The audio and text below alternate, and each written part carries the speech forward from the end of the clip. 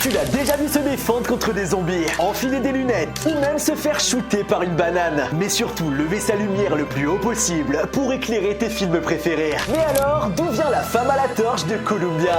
Bienvenue dans Générique, la série de vidéos qui te dévoile les secrets des intros du cinéma. Alors, n'hésite pas à t'abonner. Si t'aimes le cinéma et notamment les films Spider-Man, tu dois la connaître par cœur. La fameuse femme à la torche du studio Columbia. Mais d'où elle vient exactement? Eh ben, tu t'en doutes, elle est très inspirée de la Statue de la Liberté à New York. Mais dis-toi que depuis l'avènement du studio en 1924, elle a pas mal changé. Au début, elle ressemblait plutôt à ça. C'était une véritable actrice et aujourd'hui, personne ne sait vraiment quelle était la première à l'avoir incarnée. Mais on pense qu'elles ont été à peu près 3 pendant 70 ans. Mais en 1993, tout va changer. Car cette année-là, le studio veut créer une version définitive de son intro. Et c'est l'artiste Michael Dees qui va s'y coller. Mais dis-toi que la commande est tellement faite dans l'urgence qu'une petite séance photo est improvisée dans un appartement. Un drap est mis en place à l'arrache, quelques lumières, et sur un coup de tête, c'est l'ami de la photographe Jenny Joseph, 28 ans, qui est choisi pour incarner le modèle. Les deux artistes bricolent une petite lampe électrique et cette photo va changer pour toujours l'histoire du cinéma. Car quelques coups de pinceau et un peu de 3D et d'animation plus tard, l'introduction légendaire de la Columbia était née. Comme quoi, comme disait le héros d'Uncharted, la grandeur vient toujours de débuts modestes.